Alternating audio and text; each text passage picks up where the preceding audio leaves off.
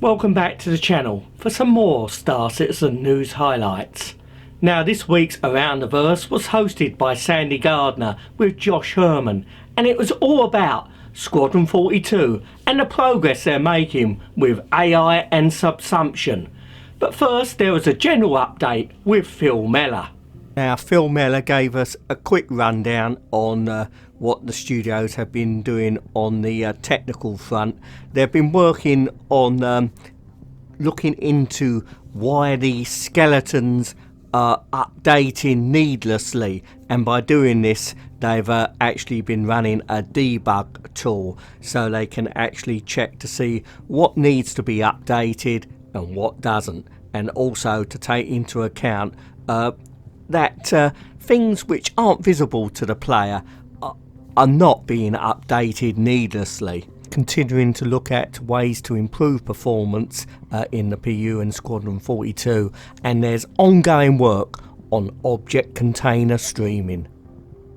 Now, we also had a look at the dedicated Moby-Glass HUD for Squadron 42, which has a more military look to it.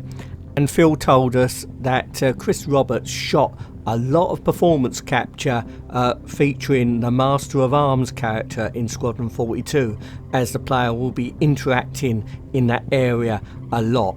And they're also actually polishing the picking up of weapons animations with the characters so they look as realistic as possible.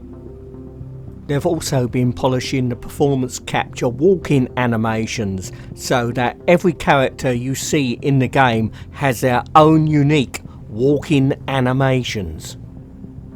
Now, walking is something I know a lot about.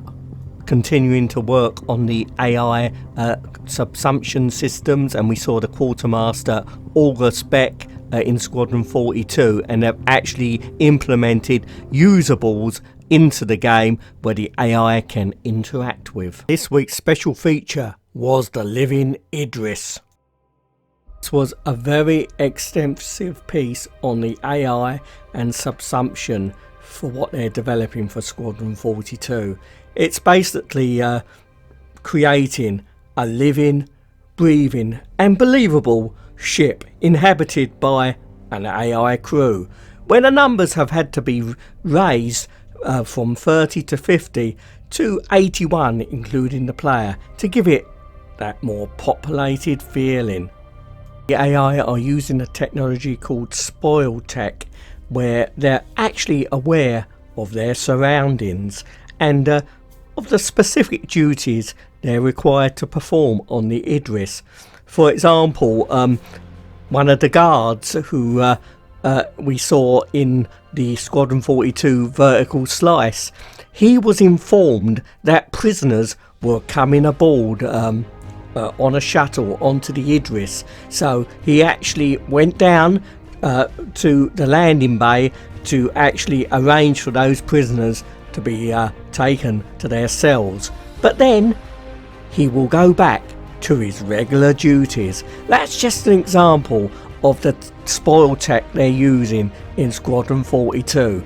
Obviously the same technology will be used in the PU, but of course it's going to be a lot more challenging getting the AI working over a network, so don't expect the level of AI seen in Squadron 42 to be seen in the PU for some time yet.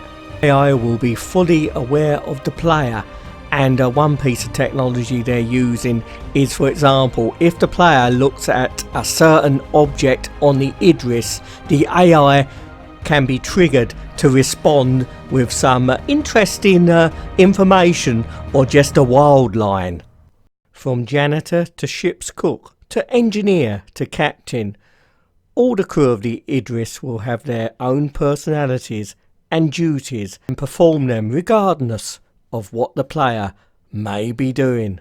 But they'll be ready to let the player know if he or she isn't taking care of their own personal hygiene. Maybe even take a shower. One nice thing about the older engines on the Stanton, plenty of hot water to go round. Well, I better do as ordered and go and take a shower. Now there was the usual calling all devs where Gerard Huckleberry called up some devs. Happy was asked will there be any space weather like solar flares.